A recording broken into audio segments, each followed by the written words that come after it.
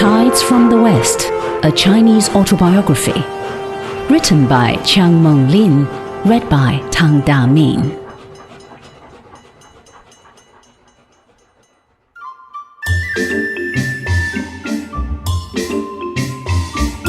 Chapter 23. Enchanted City of Peking. As Paris has inherited the spirit of the ancient Roman Empire, Peking has inherited that of the Chinese Empire of the old glorious days. Paris is the city of cities in the west, Peking in the east.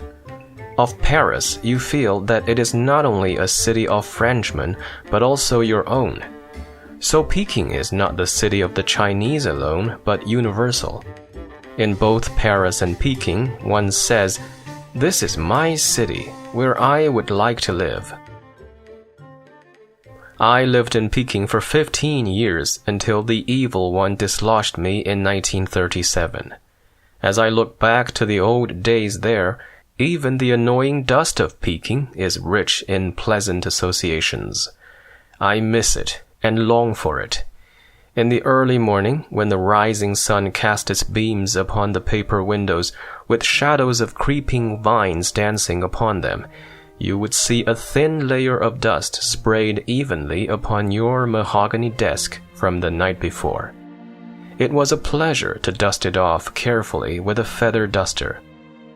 Then you would dust the brush holder carved with landscapes and the carved inkstone once owned by famous scholars of past centuries who dusted and washed it centuries before you.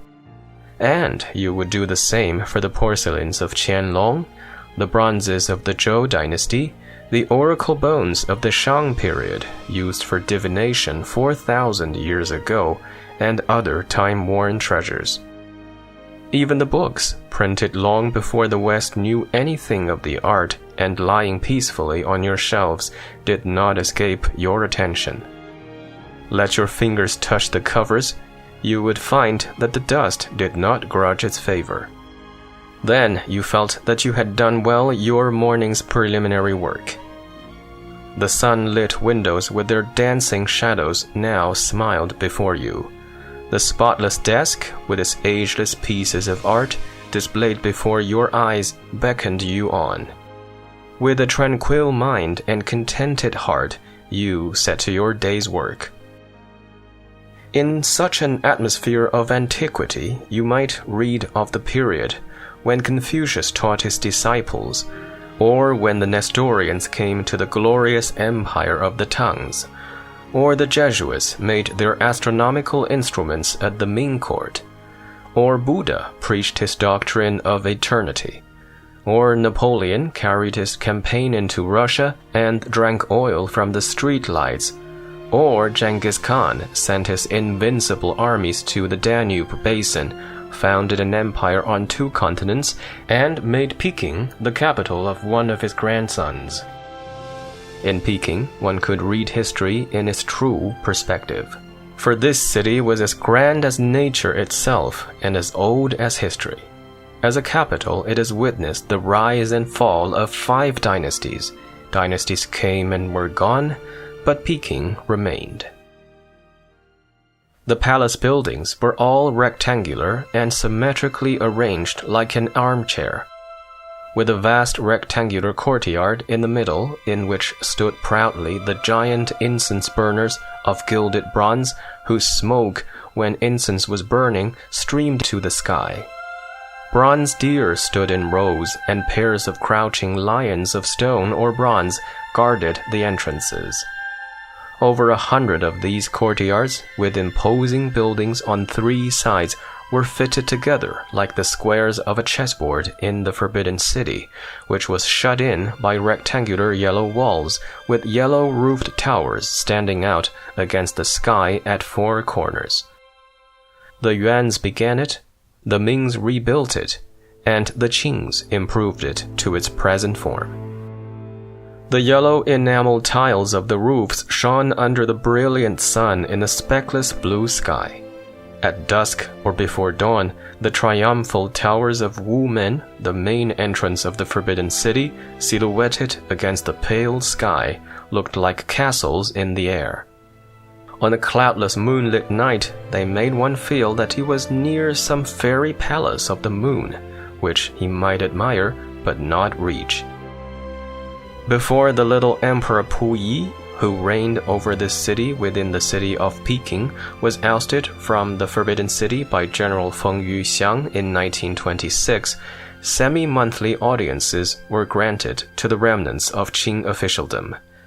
Attired in the quaint old Qing costumes, the officials clustered around the back doors of his toy empire, seeking admittance. A few days after the coup d'etat, I went into the palace to witness a government committee sealing house by house the doors of the halls. A few of the eunuchs were still retained, from whom I got quite a bit of information about life in the palace and stories of the doings of emperors and empresses, princes and princesses of bygone days. One story was about the large looking glass which ran from the ceiling to the bottom of the wall. The Empress Dowager loved to sit opposite it so that she could see for herself how stately she was. One day, the governor of Shanxi was granted an audience by Her Majesty. As he entered the door, he saw her in the mirror and bent his knees before the image, kowtowing. "What did the Empress Dowager do? I suppose she was angry." I said, No, she smiled and said to him kindly, "You are seeing me in the mirror." I met some of the eunuchs who attended the princess at the palace school for princes and found them to be all illiterate. Imperial household regulations forbade them to have an education so that they would remain ignorant of what was taught in the school. Perched on frames hanging in the veranda, red, yellow, and blue parrots talked the language of the princesses who had spent much time in teaching them. "Please come in. Guests coming. Bring tea," said the blue one to me, and the red and yellow ones echoed, "Bring tea, bring tea." This was the first time I ever saw a blue parrot. Goldfish, black, white, red, and gold varieties, many of them almost a foot long, darted in the palace ponds, their periscope eyes looking skyward, while their multiple fan-shaped silken tails waved gracefully in the water. The living quarters of Puyi looked vulgar. A cheap-looking long foreign table stood in the middle of the hall with a few ugly chairs at either side. A pair of pink glass vases decorated the table. It was more like a second-rate country inn in America than the residence of an emperor of China.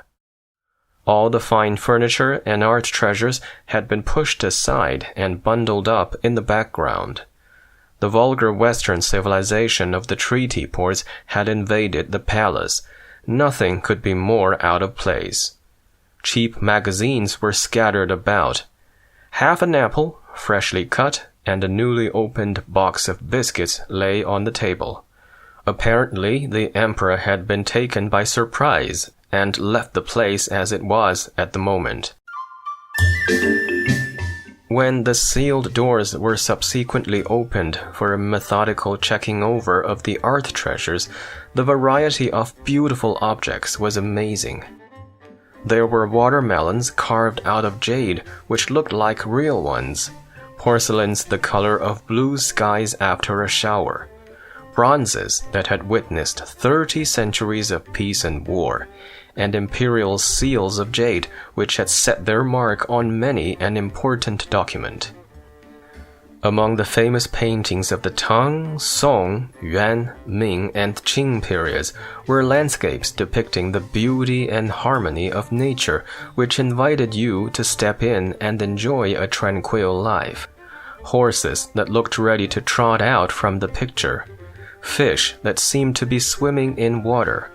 Geese hissing and honking as if painted in sound. Bamboo shadows that appeared to bend in the autumn breeze. Lotus leaves fresh with morning dew, orchids that seemed to pour forth their mild scent into the air. Great painting in China meant to render not the likeness alone, but the motion, sound, color, characteristics, all that would stir the imagination and evoke feeling. In other words, it tried to paint the spirit of the subject. For 2 years, the committee, with a staff of over 100 persons, ransacked every recess of the vast palace for treasures of art and checked many hundreds of thousands of articles accumulated through generations of emperors. Some of the storerooms were sealed with spider webs, and others had dust ankle deep, a sure sign that they had been a no-man's land for a century or more. Some treasures had lain there unnoticed for many, many years. No one knew how long. At long last, the palace was thrown open to view, and the Palace Museum established to exhibit its treasures. The public, especially the younger generation, opened their eyes at the riches and wonderful achievements of Chinese art through the centuries. Peking was already a center of art. Connoisseurs were many and artists not lacking, and with the opening of the Palace Museum, the city was much enriched. Things heretofore secluded in the depths of the palace were now revealed for anyone to see. Things previously accessible only to the royal family were now open to the common people. As science is the expression of the mind in knowing and searching for the laws of nature, art is the expression of the heart in feeling their reality. Art is an expression of the life of the people who create it, and makes life richer and more enjoyable. Science is the product of the activity of the mind in satisfying its intellectual interest, and creates material prosperity. In modern civilization, the two must join hands to make life complete. There was a chain of 3 lakes, the South, Middle, and North Seas, to the left of the Forbidden City, with camel-back bridges spanning the creeks between them, trees centuries old along the shores, lilies growing luxuriantly in the water, and pavilions perched on the surrounding heights with golden enamel tiles, vermilion columns, and artistically painted beams. A fish caught some time ago in the lake, so the story has it, bore a golden plate with the sign of Yongle of the Ming Dynasty, which lasted from 1368 to 1643. In the Middle Sea was Yingtai, an islet surrounded by lotus, where the Emperor Guangxu was imprisoned by the Empress Dowager after the unsuccessful reforms of 1898, and where he died broken-hearted in 1908. On the island was a group of palace buildings with spacious courtyards. Moss-grown trees stood high above the yellow tiles of an intricate system of halls. Pavilions linked together with winding corridors of vermilion beams and columns. Miniature hills with rocks and caves brought mountain scenes into the imperial gardens. How much the unfortunate emperor enjoyed life in his beautiful prison, only Guangxu and those who were with him could tell. During the long days of his lonely existence, he was perpetually tortured by ailments of mind and body, until death relieved him. Water was formerly conducted into the lakes through stone conduits connected with springs in the western hills. Parts of these pipes still lay along the highways. The drainage system in Peking was a great engineering feat of the old days. Underground aqueducts, resembling modern subway tunnels, were constructed to drain the sewage from the city. During the latter part of the Qing dynasty, they were all choked, but the system of yearly inspection of the drainage was still retained to the last days of the regime. In the early days, inspectors were ordered to walk through the tunnels to see whether any section needed repair. Later, when passage was obstructed by deposits of dirt, they deceived the eyes of their superiors by a cunning method of cheating. 2 inspectors in uniform climbed down at one end of the aqueduct and stayed there, while another pair in identical uniforms hidden at the other end appeared as the Inspector General rode by on his horse. The example illustrates how the spirit of the system had evaporated through years of stagnation while the system still remained as a symbol. This happened in many departments of the imperial government in the later years. It was small wonder that the government of Imperial China had become a mere symbol. Peking was a city of trees. In the spacious courtyards and gardens of private residences were moss-grown trees which shot heavenward with a wide spread of branches and luxuriant leaves. If you stood on Coal Hill or some other height, the city seemed to be built in a forest. Wide streets running parallel and crosswise like the lines in the checkerboard traversed the Bois de Boulogne of Peking. By an old imperial rule, trees might be planted but never cut down in the capital. With the years, people forgot about the rule, but had acquired the good habit of loving trees.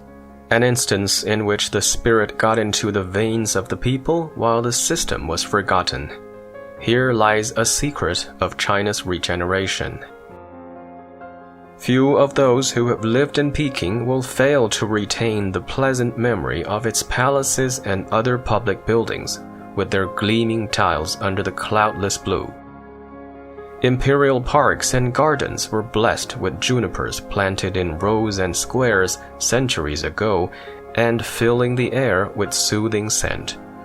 Restaurants with exquisite cuisine were always ready to satisfy the wants of the epicure. Curio shops displayed antiques and jades, catering to connoisseurs. Public and private libraries preserved centuries of wisdom on their shelves and in archives. Most remote of all were the oracle bones, which threw light on that misty era of Chinese history, the Shang dynasty, which lasted from 1600 to 1046 BC. And there was the awe-inspiring altar of heaven, which made one feel the grandeur of nature and the sublimity of the spirit of man.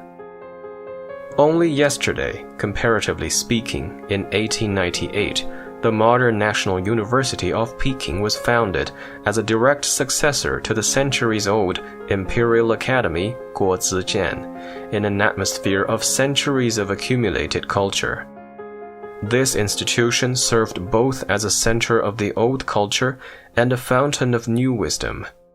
Scholars, artists, musicians, writers, and scientists came to Peking to develop their minds and enrich their hearts in the congenial atmosphere of the ancient city.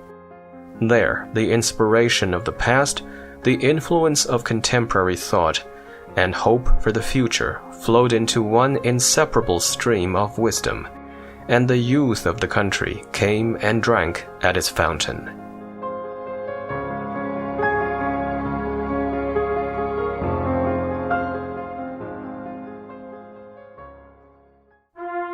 What you just heard is Tides from the West, a Chinese autobiography, written by Chiang Meng-lin, read by Tang Da-min, and published by the Foreign Language Teaching and Research Press. Some names and terminologies in this book have been updated per contemporary usages.